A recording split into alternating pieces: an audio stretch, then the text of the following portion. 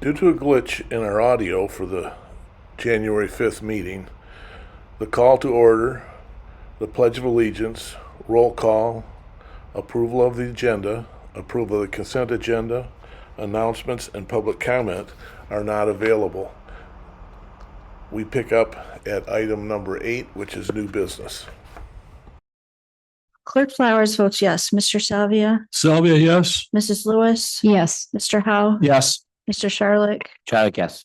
Mr. Hamel. Hamel, yes. Motion carries. Okay, just a note for anybody who is going to watch us later on YouTube. Unfortunately, the audio was not turned on for the first few items, which included approval of the agenda, consent agenda approval, and announcements and public comment. So there was no discussion on any of the items. And so we're picking up with item 8A, new business, and that was considered the resolution for poverty exemption guidelines for 2026.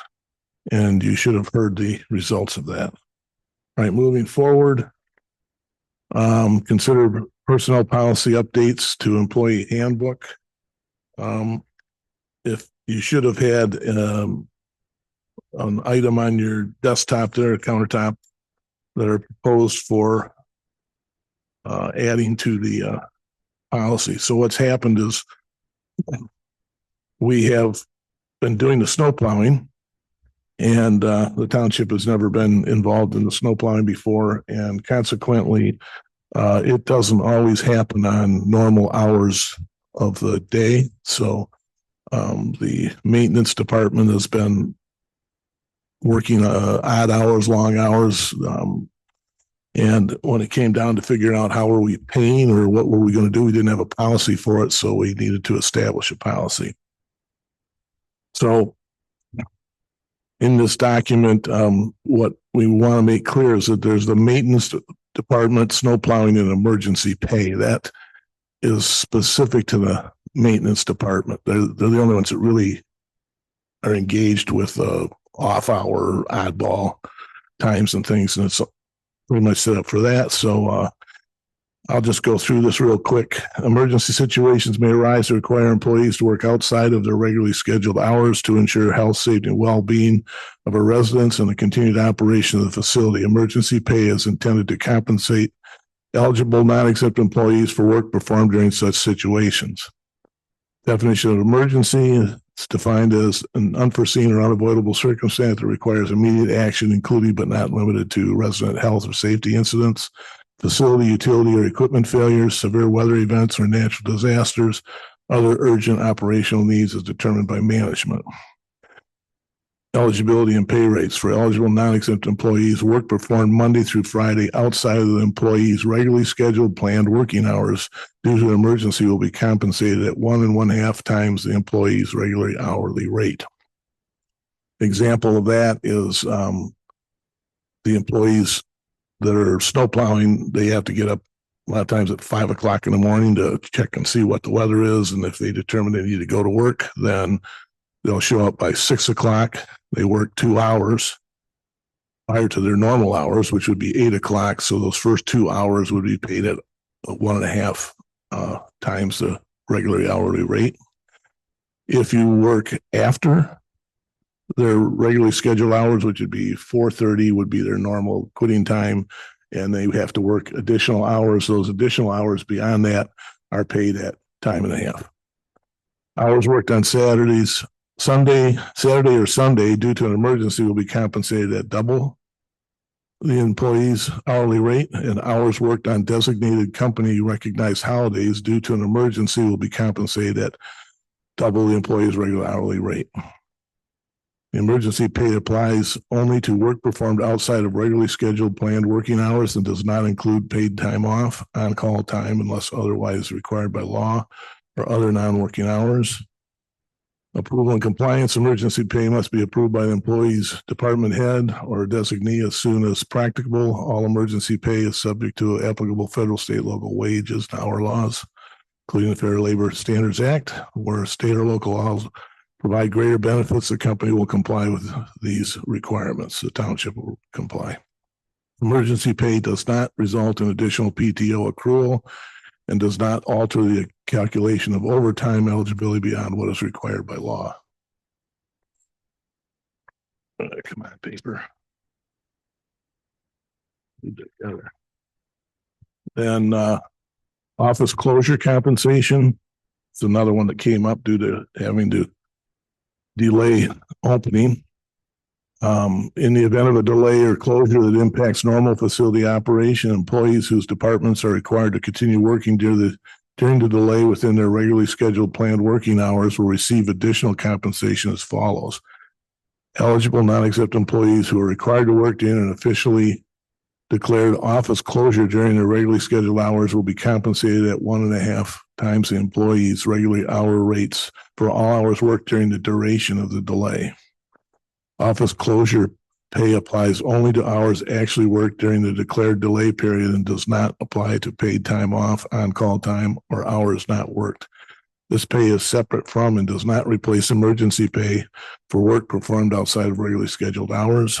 All office closure pay must be approved by the employee's department head or designee and is subject to applicable federal, state, and local wage and hour laws.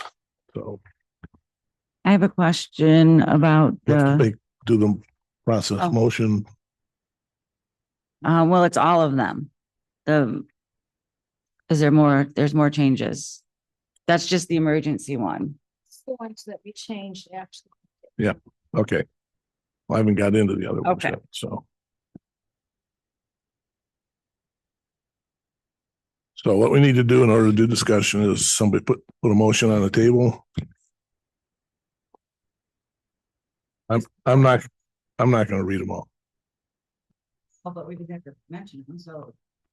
Then there's travel policy. We have a current travel policy and we're replacing it with a training and travel policy. And it's just more detailed and you have to get pre-approval to go to a conference, to stay at a hotel, to get reimbursed for gas and food. And then the holiday one, currently we do have a policy and then we're proposing a shortened policy, but the change is at the end. Wait. Part-time employee. What did I miss? So I think what happened before is the old policy had a section related to emergency time. Oh, that's right. And we took it out of That's that right. section and created the other section, which we already read. Thank you. On holidays. The sentence that reads exempt employees will receive, what is an exempt employee? Non-elected. An hourly employee. No, exempt employee is a salaried employee. And we have one salaried employee and that's our fire chief. So the definition exempt. of an employee is different than a salary person.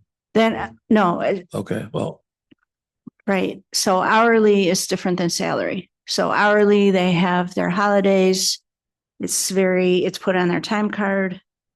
And report it that way. Salaried employees do get holidays, but they don't do a time card.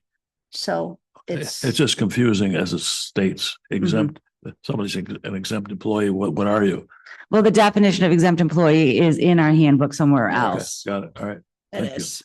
So I make a motion to approve the proposed changes to the employee handbook as presented for emergency pay, office closure compensation, training and travel, and holidays. Support. You moved and supported. Now, any additional discussion? So my question was on the emergency one, when we discussed it earlier, how hours worked on designated company recognized holidays, wasn't that going to be 3 times So total? It works out that way. Oh, it does? Okay. Yeah, because you're getting your Okay. regular hours All right. because you're But it's just working. saying 2 So- times the regular hours. Right. So Okay. your holiday pay is paid and then the hours you work are paid at 2 times Okay. regular. Perfect. When I read this, it's the second page here, the one that says office closure. Is that a different, that's not for the people doing the plowing and stuff like that. That's for different stuff, or who's this one for, basically? It's for all pretty much all employees, but the people that plow are probably not going to be affected by the office closure because they're going to be doing the thing that's closing the office, which is snow plowing. That's the only thing we've had close the office except for electrical outage. And then we got a generator. So Did we have one day where there was a snow or ice thing and we weren't open, right? we delayed. We delayed. Okay. Yeah. Well, One we delayed, one we went home early Right. in the Okay. last couple weeks. what happens if there is if just out of curiosity, if there's a day where there's no power, there's no heat, there's no gas, and that we declare like the office is closed? What do you mean? Well, I'm saying, say people can't come here, or they're not going to come here, Right. or they don't need to come here. Are people, they just don't get paid for it, or they get They paid? For it? They do. do. They will. What's our current policy is what I'm asking. Yes, currently they get paid, and also in this proposed change, they will get paid. So we make people whole because people are depending on their paychecks, and we don't want it to be like, sorry, you get less money because the office wasn't open. So they do get paid. So they get paid, but in the event that we say, what's the scenarios that this would happen right here, I guess is what I'm saying. So for instance, the snowplow people are most likely to be the ones who are covered by this. So if they're here You're talking about the plowing, second one. Yeah, the second page. I understand the snow Yeah. plowing. Okay. But office people is what I'm talking about. So if we, so they don't get paid either the way, even if they don't show up, apparently. So. Right. What if they- who is a full-time regular employee or, would be scheduled to work that day would be paid for their scheduled hours. Mhm. And then those who have to work when the office is closed are paid at 1.5 hours. That have to work. So that Yeah, would be, so the snow plowing people will have to Right. work probably, or they may be working on fixing a flood issue or Right. whatever. Occasionally, perhaps you might have if somebody has to come in and do payroll. So they could potentially be paid this if they can't have the option to work at home for whatever reason. So if this is somebody coming into the building when it's closed, It would count for someone that had to work at home when the building's closed. Like because if this building has no electricity or no heat, bookkeeping is going to work from home or payroll. Right? I Thing mean, is, we have a generator. So Oh, flood. electricity and heat So are kind flood. of moot points. But it's, if you had severe weather that prevented people from coming in from a safety standpoint, then the object of that office closure thing is that you have, say somebody takes a couple of days off or a day off, they get full pay because they're taking PTO. Mhm. If somebody comes in or is told to delay and they come in later and we don't pay them for the full day, then actually what happens is all those that are put on delay would be short sheeted. The person that stayed home collecting PTO gets full pay. no, so that's what I'm saying. So, and the days that we came in early or left early, were they paid for the full day or were Yes. they, okay, so they were paid for the. Yes. So So nobody's getting shorted. That's what I'm No, saying. I there's mean, no difference here. No, but there's no policy that states how to deal with that. Some people would think that, okay, they got the morning off, mm. so we shouldn't pay them. But it wasn't. Yeah, that's why I'm trying to understand what's going on here. Because I mean, obviously, if you have to come in here and you're working, I can understand the thought process maybe of it's dangerous and you have to drive. But I mean, hey, it's the whole world, right? I mean, people go to work. I mean, everybody does. The Walmart cashier, everybody's got to go to work, right? It's not like we're going to Afghanistan or something here. So I understand that people, it's not somebody's fault that works here if we don't have, if the generator crapped out, we don't have power or whatever. But I just want to make sure, like there was something said like, well, they could work from home. Well, if somebody's getting paid the normal pay, working from home, not having to drive to work, they shouldn't be getting paid 1.5 times to do that. They're not. Okay. So, I mean, No, the only one that gets paid 1.5 times is the snowplowers okay. So, I mean, because they're coming in regardless. so what if an office worker though had to come in to do payroll? Why they would get time and a half just for coming in, but if they're working at home and no one else is working at home, they should get time and a half.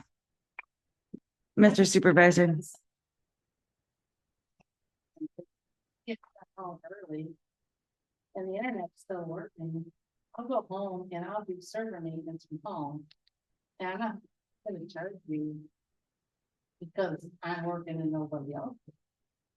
I think that's the grant did. Right. I understand the conversation. I just don't, I mean, I guess the same, I mean, to that point, I mean, I understand the outside working normal hours for the snow plowing, but I guess I'm still on the same, I don't understand why if you're working during your normal business hours, I mean, whether you're snow plowing it, this your job or whatever, you got to go to work.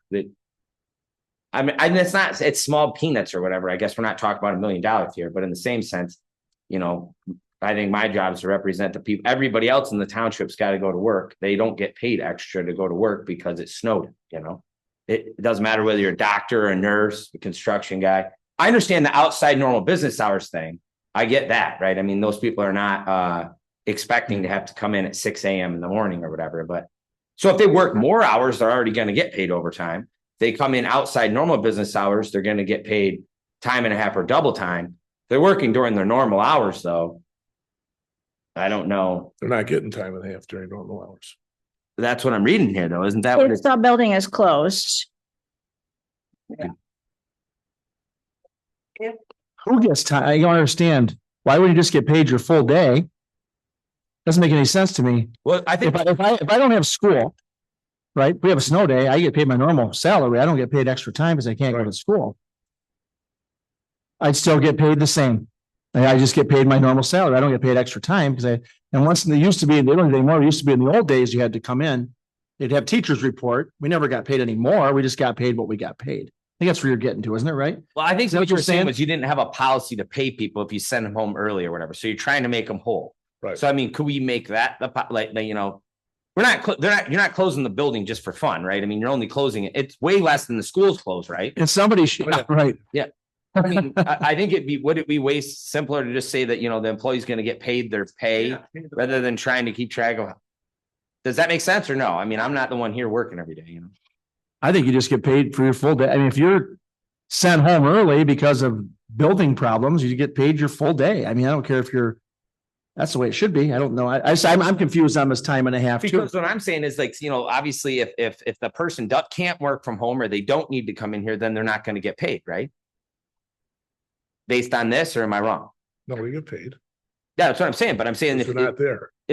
but what I'm saying is they're going to already get paid their whole pay or whatever. If they Right. can't come here, and they have to work a little. What's up? Yeah. Stand up and use the microphone, please. Oh, turn it on. There you go.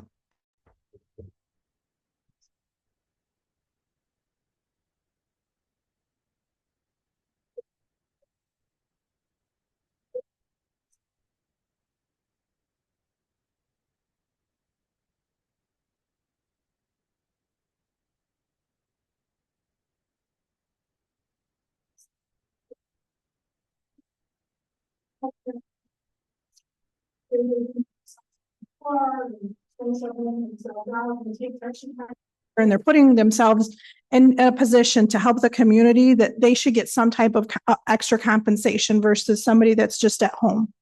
That's the thought behind this. Is a short And explanation. these are generally rare events. Right. Yeah, I understand. So well, that's what I'm trying to understand. I don't know how often we're talking about these things happening, you know? So I just want to be on the same page of what were the scenarios we're talking.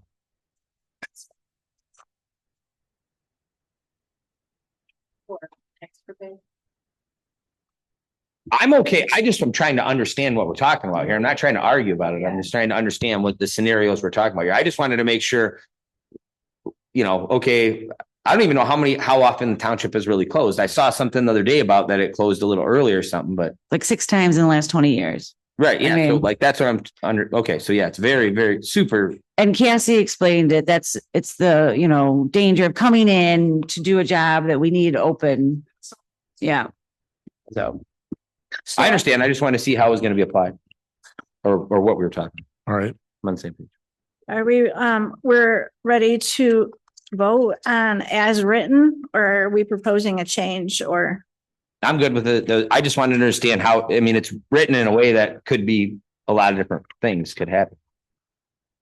It's hard to cover everything. Yeah, absolutely. So we've been actually like doing this policy, but we didn't have it written. So if someone left, they wouldn't know what the policy was. Understand. All right, let's, no more further discussion, then let's, vote, please. All right, Clerk Flowers votes yes. Mr. Salvia, Yes. Mrs. Lewis, Yes. Mr. Howe, Yes. Mr. Sharlick, Charlotte, yes. Ms. Frederick. Yes. Mr. Hamel, Yes. motion carries.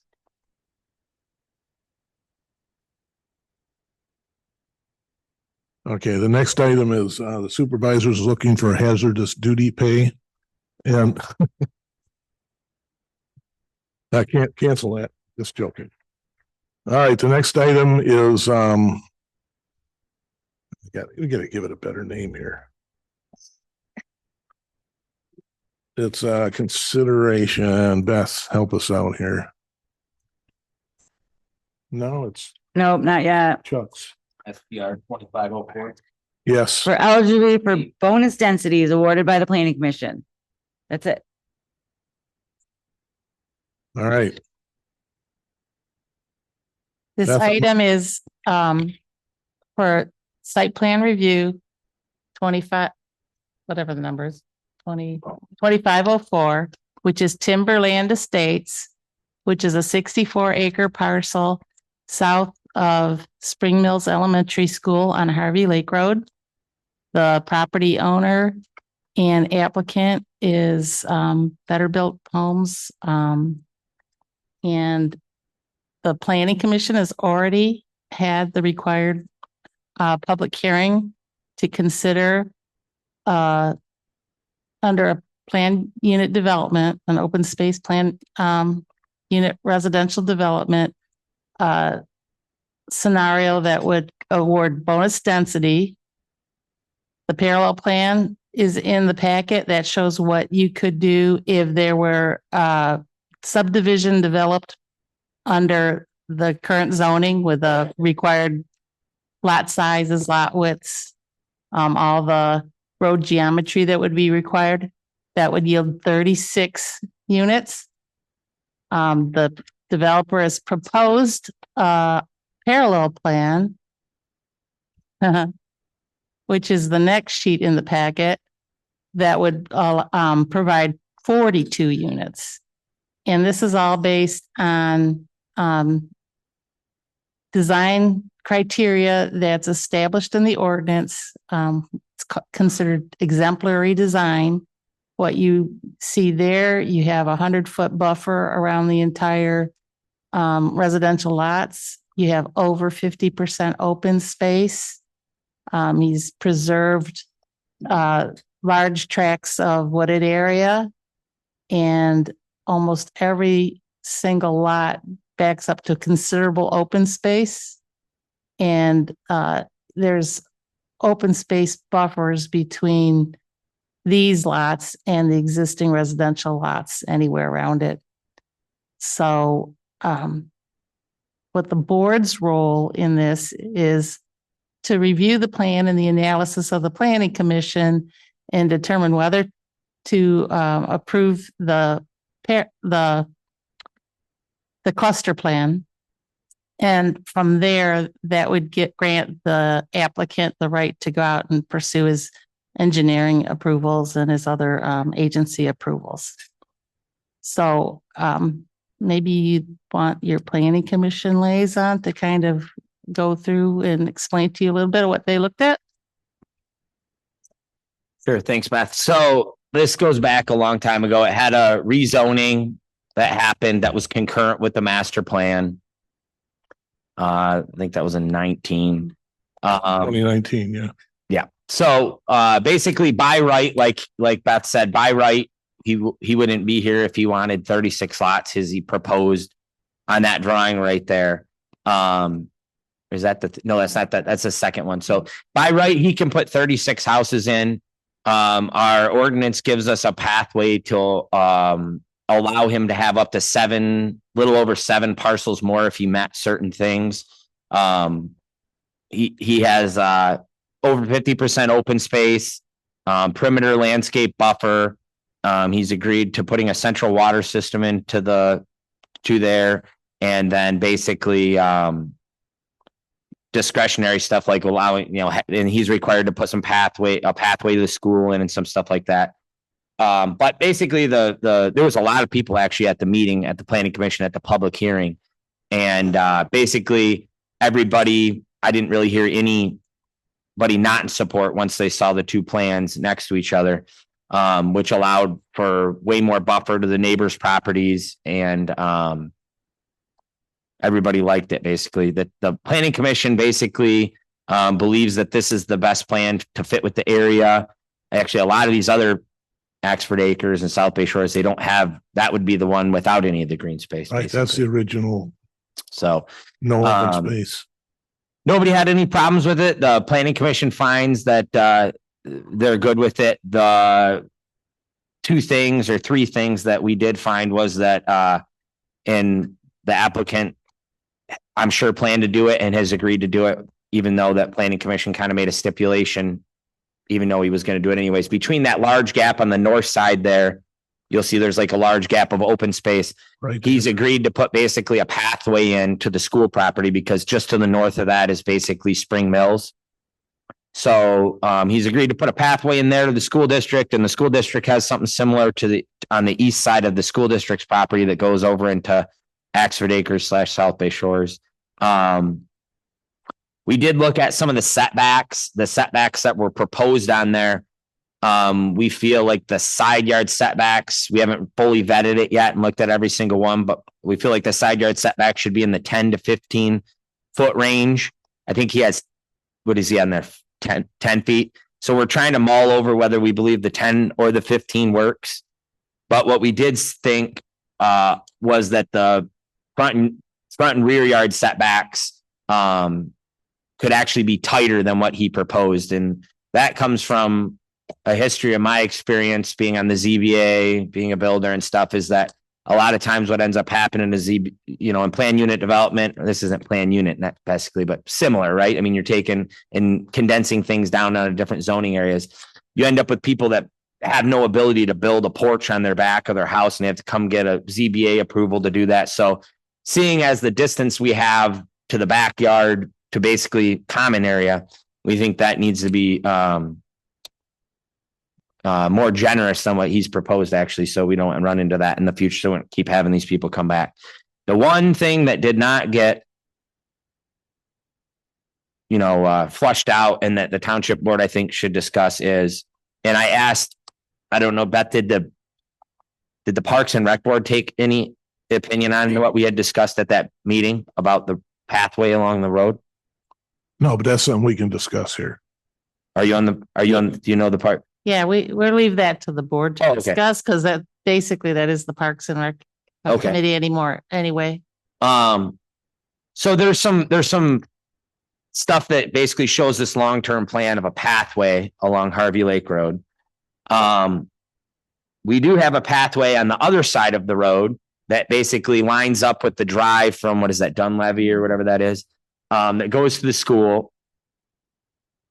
My opinion, and not everybody on the board agreed with me, but my opinion is, if we're going to build these pathways and sidewalks and all that other stuff, somebody has to maintenance them and they have to get replaced.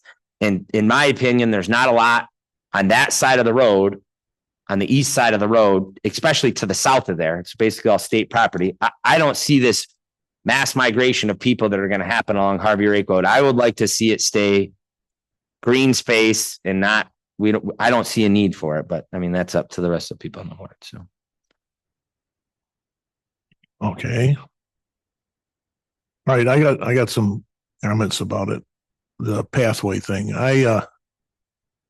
Just to be totally current, I went by there today, just happened to be at the time when all the parents were lined up along Harvey Lake Road in their cars waiting to pick their kids up, right down to where the entrance would be of the subdivision. that far down. That's, I think a minor thing right at this point in time, and that's not what my point's about. I think that if there was a pathway, it should be a pathway and not a paved sidewalk or, really detailed thing. It could be much like you have in the state park where it's done with an aggregate based material, but, fine enough. Like I did at the playground. If anybody's been over there, it's adequate for ADA travel. I mean, it's hard. It's almost like concrete, but that's something that could be put in if Mr. Burt is willing to or interested in doing it. I think the thing is that there's an anticipation that there's going to be a lot of children growing up in this neighborhood. And I think the other side of that is that there doesn't seem to be a lot of people buying homes in the community that have a lot of kids. It is changing slightly, but so I think that's one of the things that could be discussed more along the time frame when if and when the board feels that we should agree with putting water in. That pathway could follow right over the top of the water line. But it would probably require an easement from Mr. Burt to put it in, because you can't. There's also a power line that goes through there, and I don't know that there's adequate space. If they put the water line in on right of way, then you're in between the power line and the right of way and the road. That would make it difficult because of drainage to put in a pathway. So right now there's a little bit more conducive to a path higher up the hill than if you put it down near the road. So I think that's something we need to leave open. I think that was part of the conversation with the planning commission, right, Grant? Yeah, I mean, I was kind of going towards the direction of similar to what you're saying, in the sense that I was kind of alluding to if we could get an easement to be able to put something in, because the grade change on the northern side of that site, as you can see, is pretty significant to the road. Even if we do put a water main in there and we try to flatten something out, there's going to be a pretty significant grade there. And I would, if it was me, I mean, I think putting it on the homeowners to maintain some sort of path there for it, because basically they're going to have a path to the school interior in their property, right? So all the kids that are going to walk from school in there are going to go through that path on on their own property. Yeah, to put it on HOA or something like that to maintain some sort of path or something that they're never going to use, right? Would be not fair in my opinion, especially seeing as I don't really see the traffic from the south. Maybe, but if we had an easement, whether it gets put in now with the water main, whatever, I mean, that would be what I would think would be important. Well, the easement at least protected for future use. If for some reason we did this massive network of things eventually, I guess, but there's really just nobody that lives to the south of there for the most part. It's probably going to be none of us around here. Plus some magic money falls from the sky, and I don't see that happening. So, but What did the planning commission decide about the interior sidewalk? Basically the way they felt, and the way I feel too, actually, was we started mulling it over a couple of times, but basically what it came down to was we felt like with the number of houses that were in there, like subdivisions around the rest of the community that don't have sidewalks, and the fact that it's a closed loop, meaning there's no traffic that's coming through from another subdivision or something like that, there shouldn't be enough traffic where you couldn't walk either on the side of the road or on the edge of the shoulder or something like that. Because I just feel like what's happening, and I see it every day with what I do, is all these sidewalks are going in. 4 months out of the year, you have to shovel every single one of them, which I get notices on my door now that there's a sidewalk in front of mine that I didn't put there, that I got to shovel my sidewalk. And someone's going to have to replace all these things eventually, And so if you put them in and they don't really get used, they still have to get maintained, How many cars can fit in a driveway? How many cars can what? Fit in the driveway. If there's 4 cars per household, there's going to start being cars parked on the road. I mean, if there's a fifth car or then people have to walk around the cars. Well, I guess that you could put, I guess what I'm saying is I've seen tons of other subdivisions where there's no sidewalks and it works there, So, a lot of times with the way things are going, they're making roads narrower and narrower and narrower to slow cars down. I mean, that I'm just telling you how it was. I don't know. Are we taking public comment at all, Rick? Well, we can, A gentleman had something. anybody else have anything they want to ask? Mr. Anderson, go ahead.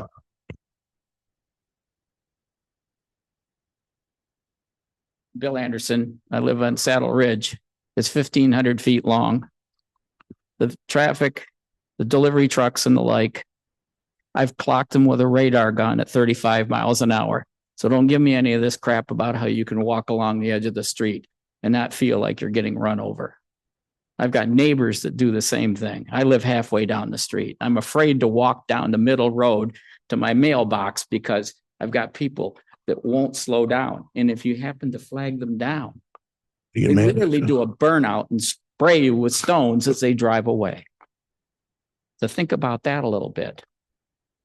Thank you. Can I ask where are you at again? Saddle Ridge off Middle.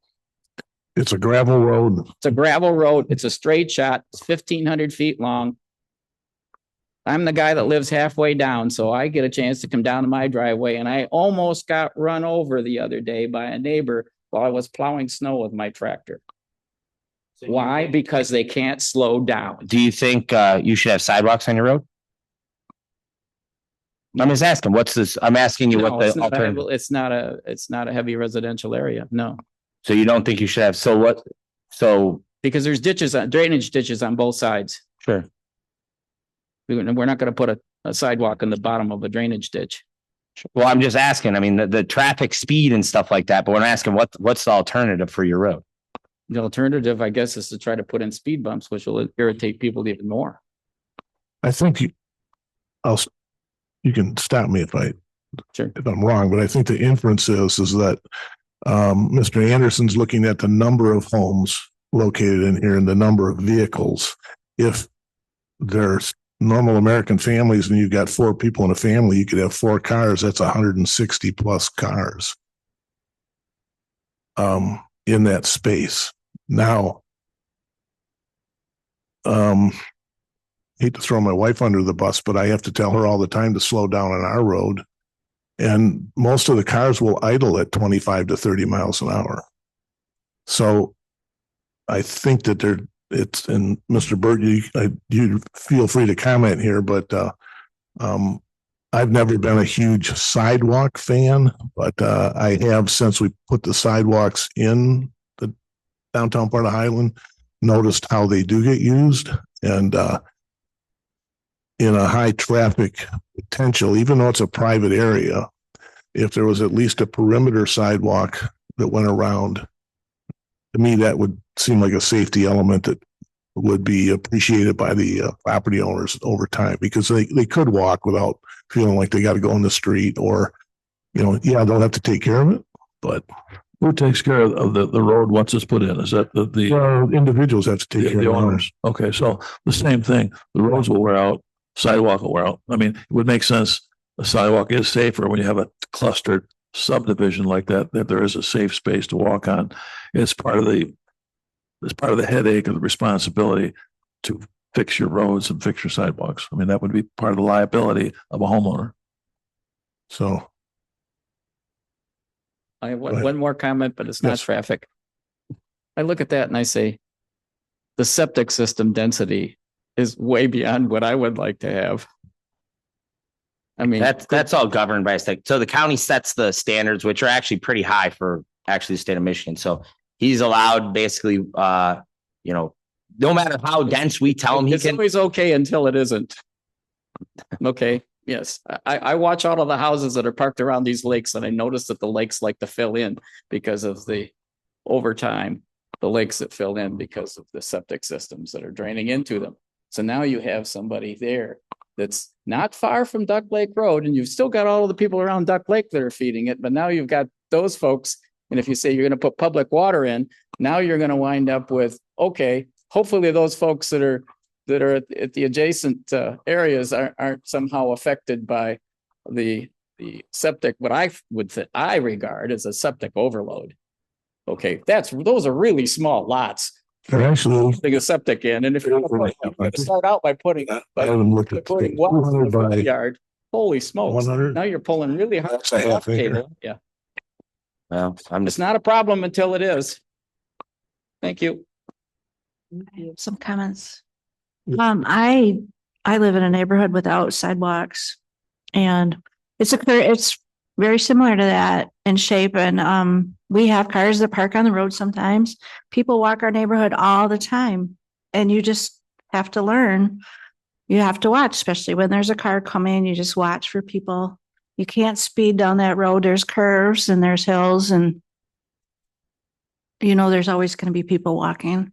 I would rather see an investment in a path along Harvey Lake Road. I think that would add a lot to this neighborhood's value in terms of those residents being able to connect up to the path that goes up to the north, as well as the Axford Acre people to have more pathway. I think our whole community needs more pathways, and I think that's a higher priority than sidewalks in the neighborhood. I'm also curious if anybody's thought about whether parents who are dropping off their children will try to pull into the sub and park along the roads there, like they do at Juneau in the back. Yeah. Right. Other parents though. Yes. Oh, Right. Yeah. I think that the key to this scenario is that something needs to be done with that process that the school needs to be responsible for. If that back field needs to be turned into a roadway that circles and you can get all the people within it, then that's what needs to happen. We have the same issue right out here. They pile up on. Yeah. Right. So. Okay. One more question. Yes, go ahead. Is there going to be an HOA that takes care of their common areas? Is it going to be legally formed by you in advance? Okay. Just getting back on the pathway comment, pathway would be pretty, but if I'm going to walk out onto the pathway, where am I really going north? I mean, am I going to go north to just Am I going to walk to? You went up to that microphone right Okay. there. And we'll, Hi, I'm Charles Bird. I'm the developer. And basically my personal opinion is there was a guy from Park and Recs here at the other meeting, and it sounded like there was going to be a trail at one time that's going to go all the way from White Lake Road all the way to M59, which I think is a great ideal. So my personal opinion is I would like to see us get it further off the road up in the property easement and leave them like a 15-foot easement. So if that trail ever does go through, they don't have no problem continuing through it. That's my personal opinion. I don't like the path so much because what I'm afraid of is that the kids are going to cross the street and not at the crossing guard from across the street to try cutting in. And like I said, where I perceive the main thing is that the neighbors are going to, instead of lining up on the street, like you're saying, they're going to just drive through my neighborhood, drop their kid off at the walk spot and go. And then, like I said, and I don't know really how much I have a problem with that. The problem would be with the HOA in the future if they have a problem with that. I think if That's why I'd say the HOA might have a problem with it. I personally do not. I would like to see the kids stay as far off the road. That's why they're going over top of the water and sewer, I think is a bad plan. It needs to be up into I left a big easement across the whole front, come up the top of the hill instead of going off the bottom of the hill. So that way it's a gradular thing, something that twists and winds and walks through the woods. So that way, my understanding, it was more or less going to be like a future bike path or something, which, like I said, I think would be a great ideal if they have that. I just think it would be a little foolish to put a section in first until we get like a government grant or whatever to do it. It should be all done at the same time. Yeah, it just needs, if you're, amendable to it to include an easement. To it. Yeah, what I was looking at today was that you got the power lines that go through there, and it really would have to be east of the power lines. Correct. I agree. And there is a kind of a flatted area There that is. follows that power At line. the So, top of the hill, and Yeah. it kind of just gradually slows down. That's where I think it should be Yeah. myself. Keep the people, if they're riding their bikes and stuff, further off the road. But like I said, I think it needs to be a junction thing that gets done all at one time and not done in pieces. right. So that way it's like a monolithic pour, so people all come through and ride their bikes or skate or whatever the situation is. I think it's done by the Parks and Rec, is who the man was from last time that was here. And I've never seen It him to was plan. Jim Lloyd, I think. Jim Lloyd, yeah. Yeah. And I mean, the trail thing is great. I'd love to see trails all over the place. And if they can go through Highland Recreation all the way up to 59, I mean, that would be the way to go. Well, that was why we didn't make a motion on that, because it doesn't really clarify. It just says pathway, right? So is a pathway, which I'm on the same page. I think a pathway is better served being I agree. easy to maintain versus, because no one's gonna plow that during the winter, right? I mean, we're not gonna plow the whole township around every single main road, you know? No. Okay, so I think in this scenario, we're not trying to make a decision about whether you put in a sidewalk or not, or whether we put in a pathway or not. Is that correct, Beth? Along Harvey Lake Road. It would be beneficial to establish the expectation that there's going to be an easement there, if that's what you're Okay. finding That's kind of satisfactory. where I was heading. And he needs to know if you want internal sidewalks, because you can't engineer your streets if you don't know if there's going to be sidewalks internal. So you have to make a decision on that. So he has what he needs to proceed. I comment on that. I'm sorry, I only got half the thing done. My personal opinion is I hate seeing internal sidewalks. For one thing, people that move out here think they actually are moving to the country. So they think that they shouldn't have sidewalks. Also, to what I see a lot of problem is our driveways. I mean, if you see, our lots are 200 feet long, so they do fit multiple cars in it, but what they end up doing is parking in front of the sidewalks. So that's just my personal opinion on it. There's a curb and gutter going to be on it. This print doesn't show that due to the fact that we're going to have to go at the water and sewer now, and it gives a spot for people to stay off to the shoulder. But the sidewalks, in my opinion, really just, I mean, do I like to see children playing on them? I really do. But in this situation, I don't think that it really fits with the neighborhood, to be that, my personal opinion.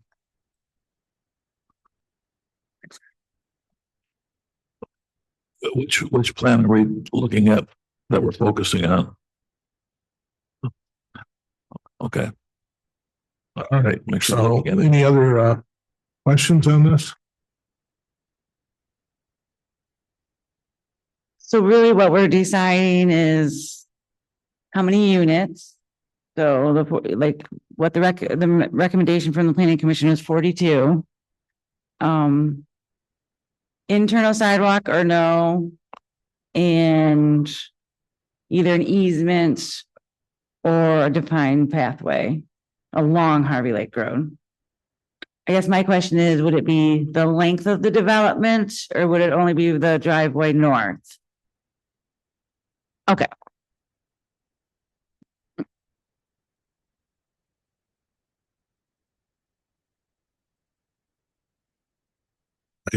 Do we also need to specify the setback issue? I don't think so. Are we doing setbacks, Beth?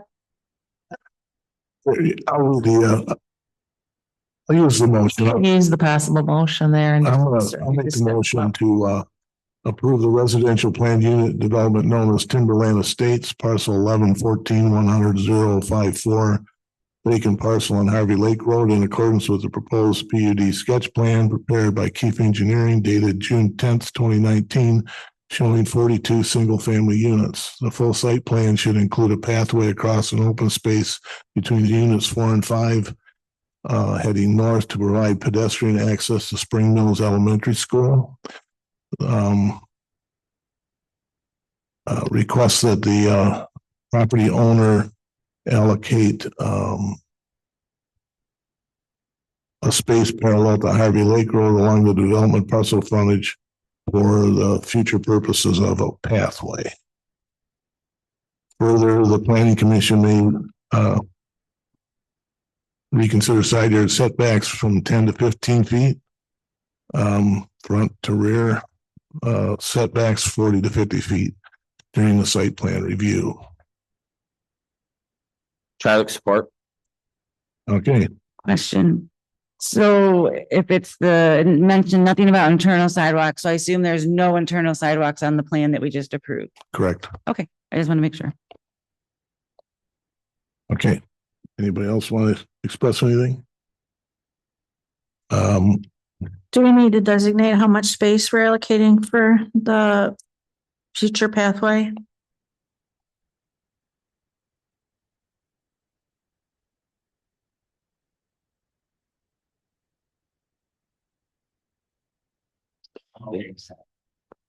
I think given that there's hundred and 100 some feet to work within there, we can leave the exact location of an easement to the to a future decision. Okay. And I just want to point out, when you made your motion, you said space. I think it should definitely be called an easement. Easement. All right. Correct that. Easement. I'll re-support. Okay. Vote please. Mr. Savia, Salvia, yes. Mrs. Lewis, Yes. Mr. Howe, Yes. Mr. Shylick, Charlie, yes. Ms. Frederick. Yes. Click Flowers votes yes. Mr. Hamel. Hamel, yes. Motion carries. All right. Next item. Mr. Anderson, we do appreciate your comments, so. Is consider the updated cash handling policy. Jennifer, you want to take that? Yep, so this is just updating what we have. We have this existing policy. It's more about actually how our procedures work. It's mostly internal, but it lets other departments know that they have to get any payments to the treasurer's department within 7 days so that we can get it deposited to the correct banking institution and make sure everything's receipted and accounted for. So I make a motion to approve the updated cash handling policy as presented. Support. All right, stereo. After you can have it. All right, any questions? And vote please. Mrs. Lewis, Support, I mean, yes. I get it. Mr. Howe, Yes. Mr. Shylick, Charlie, yes.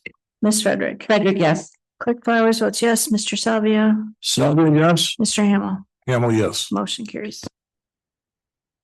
Okay, the next item is a 15-page document.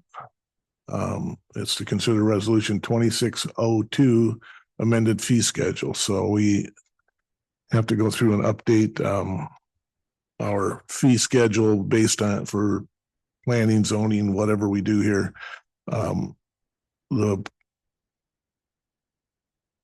building department is actually funded by fees, so we have to make sure that they're not taking in too much money, but they need to be taking in enough to cover the cost. And so all these fees are ones that we've gone through and determined that this is where we need to be at. So. And the red is the changes, the red text. See if I can get to that here. I make a motion to approve resolution 26-02, the updated fee schedule. Support. Any discussion? What is on the very end of that, the cost recovery stuff for, it looks like fire? What does that apply to? Just anything, or like when somebody falls through the ice, do they get charged for that? So what do we apply that to? So there's personnel, command officer. Just explain that. Yeah. Yep, depending on what aspect you're talking about. So there's charges in it for structure fires, for car accidents, extrication. It's kind of the cost recovery for the equipment maintenance, things like that, of the upgrade or be able to maintain the equipment, things like that, for the extra aspects that goes onto it. It's they're all common charges to try to recoup some of the. Oh, I'm in agreement to recover. Yeah, I'm just. It doesn't have anything crossed out. So was that not there before? Or, for which one? oh, okay, I see. So then So a you year or two ago, we were recommended to follow FEMA regulations. Mhm. Then we found out that FEMA is not actually keeping up with that currently. So And our new billing company recommended these changes for the captain, for a command officer, for an ambulance to sit. It also makes it like, every year we cover the football games. So now we can add cost recovery into that aspect as we're dedicating the ambulance there to cover that.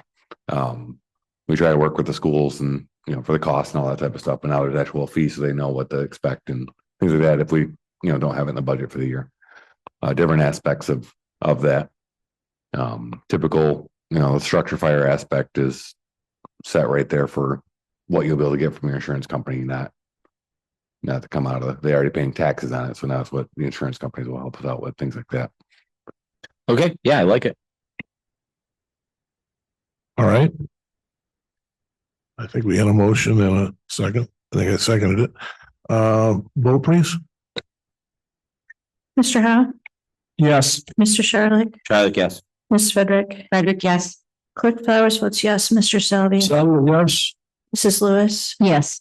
Mr. Hamel, Yes. motion carries. All right. On that note, it looks like time to adjourn.